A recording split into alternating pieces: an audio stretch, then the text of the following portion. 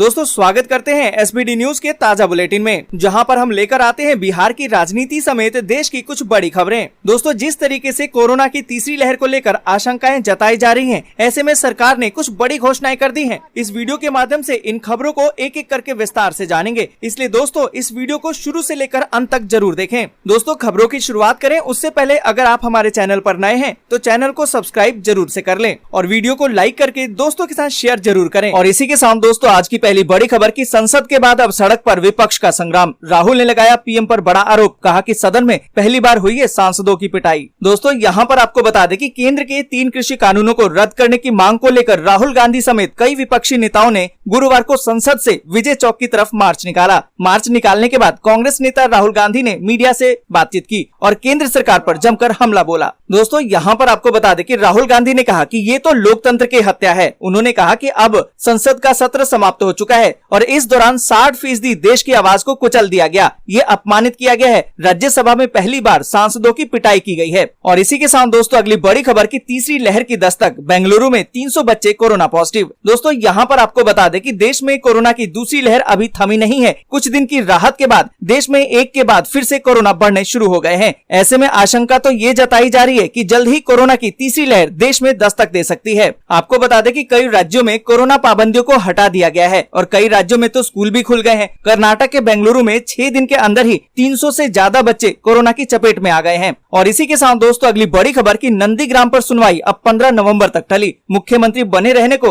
ममता बनर्जी को किसी और सीट से जीतना ही होगा चुनाव। दोस्तों यहाँ पर आपको बता दें कि पश्चिम बंगाल विधानसभा चुनाव में नंदीग्राम सीट पर शुभेंदु अधिकारी से मिली हार को हाई कोर्ट में चुनौती देने वाली मुख्यमंत्री ममता बनर्जी का इंतजार और बढ़ गया है। हाई कोर्ट ने गुरुवार को इस मामले की सुनवाई अब 15 नवंबर तक टाल दी है। सुनवाई टलने से ये भी तय हो गया है कि मुख्यमंत्री पद पर बने रहने के लिए ममता बनर्जी को किसी और सीट से अब चुनाव जीतना ही होगा। और इसी के साथ दोस्तों अगली बड़ी खबर की हाँ मैं दोषी हूँ, अगर ट्विटर लॉक तो इंस्टाग्राम से राहुल गांधी का सरकार पर हमला। दोस्तों यहाँ पर आपको बता दें कि ट्विटर पर कांग्रेस नेताओं ने खुद का अकाउंट बंद होने के बाद भी राहुल गांधी का केंद्र सरकार पर हमला अभी भी जारी है। अब राहुल गांधी अन्य सोशल मीडिया प्लेटफॉर्म का इस्तेमाल कर रहे हैं। राहुल गांधी ने इंस्टाग्राम की अपनी ताजा पोस्ट में लिखा है कि डरो मत सत्यमेव जयते। इसके साथ ही उन्होंने कुछ स्लाइड भी पोस्ट की है। दूसरी तरफ प्रियंका गांधी भी ट्विटर पर ही ट्विटर के खिलाफ हमलावर हैं। दोस्तों यहाँ पर आपको बता दें कि राहुल गांधी ने इंस्टाग्राम पर लिखा है, अगर किसी के प्रति दया या फिर सहानुभूति दिखाना क्राइम है तो मैं अपराधी हूँ। उन्होंने आगे लिखा है कि पीड़ित के लिए अगर न्याय मांगना गलत है तो मैं दोषी हूँ। राहुल ने आगे लिखा है कि वे हमें एक प्लेटफॉर्म पर लॉक कर सकते हैं, लेकिन लोगों के लिए उठने वाली हमारी आवाजें बंद नहीं होंगी। और इसी के साथ दोस्तों अगली बड़ी खबर की जातिगत जनगणना के पैरोकार सीएम नीतीश पर राज्य में रुकी है एससी और एसटी की स्कॉलरशिप। दोस्तों यहाँ पर आपको बता दें कि हंगामे की राजनीति में अगर सरकार और विपक्ष एक हुए तो सिर्फ ओबीसी संविधान संशोधन बिल पर, क्योंकि मसला जाति और जातिगत वोटों का है। सरकार ने ये भी साफ कर दिया है कि जातिगत जनगणना कराने का अभी कोई प्रस्ताव नहीं है, जबकि नीतीश कुमार जातियों के आधार पर आबादी की पहचान के प्रबल पैरोकार बने हुए हैं। लेकिन जाति के आधार पर विकास की बात करने वाली राजनीति के घर में अंधेर की कहानी तो देखिए, समझिए जुबां पर जाति दिल में क्या है। यहाँ पर आपको बता दें कि अभी तक राज्य में अनुसूचित जाति जनजाति की स्कॉलरशिप रुकी हुई है। 10वीं के बाद एससी और एसटी छात्रों को उच्च शिक्षा के लिए स्कॉलरशिप देने की योजना है, लेकिन 3 साल से बिहार में एससी और एसटी छात्रों को स्कॉलरशिप नहीं बांटी गई है। और इसी के साथ दोस्तों अगली बड़ी खबर की राज्यसभा में सांसदों के साथ धक्का मुक्की के आरोप पर केंद्र की सफाई, कहा कि विपक्ष की हरकत शर्मनाक, देश से मांगे माफी। दोस्तों यहाँ पर आपको बता दें कि राज्यसभा में विपक्षी सांसदों के साथ बदसलूकी, धक्का मुक्की, मारपीट के आरोपों पर अब केंद्र सरकार ने सफाई दी है। गुरुवार को सफाई देते हुए मोदी सरकार का बचाव करते हुए केंद्र की तरफ से केंद्रीय मंत्री पीयूष गोयल, प्रहलाद जोशी, अर्जुन मेघवाल, धर्मेंद्र प्रधान, अनुराग ठाकुर ने प्रेस कॉन्फ्रेंस की। अपने पीसी में केंद्रीय मंत्री ने कहा कि विपक्ष की हरकत बेहद ही शर्मनाक है। सरकार ने विपक्ष पर संसद न चलने देने का आरोप लगाया है। संसदीय कार्य मंत्री प्रहलाद जोशी ने कहा है कि विपक्ष ने संसद नहीं चलने दिया, राज्यसभा में जो हुआ वो बेहद ही शर्मनाक था।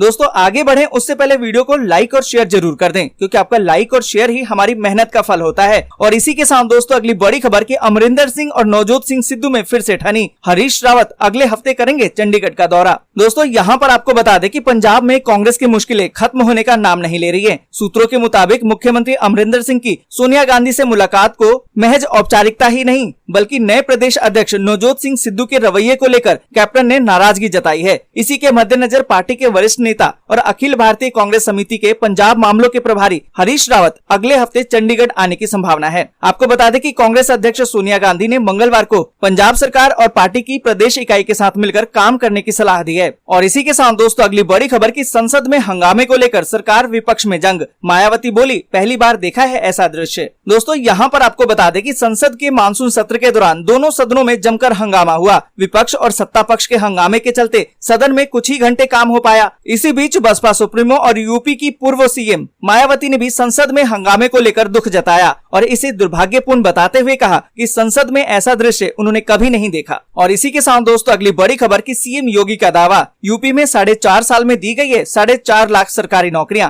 बेरोजगारी दर भी घटकर हो गई है 4%। दोस्तों यहाँ पर आपको बता दें कि उत्तर प्रदेश के मुख्यमंत्री योगी आदित्यनाथ ने कहा कि लगभग 4.5 साल के कार्यकाल में 4.5 लाख युवाओं को विभिन्न राजकीय सेवाओं में नियोजित किया गया है और प्रदेश की बेरोजगारी दर 17.6% से घटकर अब 4.1% रह गई है। और इसी के साथ दोस्तों अगली बड़ी खबर की उत्तराखंड के पूर्व सीएम हरीश रावत ने कहा कि राहुल गांधी को संभालनी पड़ेगी अध्यक्ष पद की जिम्मेदारी। दोस्तों यहाँ पर आपको बता दें कि कांग्रेस में अध्यक्ष पद की जिम्मेदारी का मुद्दा एक बार फिर से राहुल गांधी के नाम पर ही खत्म हो सकता है। पार्टी के वरिष्ठ नेता हरीश रावत ने कहा कि राहुल गांधी को पार्टी अध्यक्ष पद की जिम्मेदारी संभालनी पड़ेगी। उन्होंने कहा कि ये केवल उनका अनुरोध नहीं है कि राहुल गांधी के अध्यक्ष पद की जिम्मेदारी संभालें, बल्कि वे कह रहे हैं कि राहुल गांधी को अध्यक्ष पद की जिम्मेदारी संभालनी पड़ेगी। ये करोड़ों कार्यकर्ताओं की आवाज है और राहुल गांधी को उन कार्यकर्ताओं की भावनाओं का सम्मान करना पड़ेगा। और इसी के साथ दोस्तों अगली बड़ी खबर की पश्चिम बंगाल में 30 अगस्त तक बढ़ा दी गई है पाबंदियां। नाइट कर्फ्यू में 1 घंटे की ढील, नहीं चलेगी अब लोकल ट्रेनें। दोस्तों यहाँ पर आपको बता दें कि पश्चिम बंगाल में कोविड-19 पाबंदियों को 30 अगस्त तक के लिए बढ़ा दिया गया है और रात के दौरान लागू प्रतिबंधों में ढील दी गई है। मुख्यमंत्री ममता बनर्जी ने बृहस्पतिवार को इसकी घोषणा की है। आपको बता दें कि बनर्जी ने कहा है कि बंगाल में कोविड की स्थिति बेहतर है, लेकिन तीसरी लहर का खतरा अब भी बना हुआ है। इसी के चलते हमने लोकल ट्रेनों के परिचालन को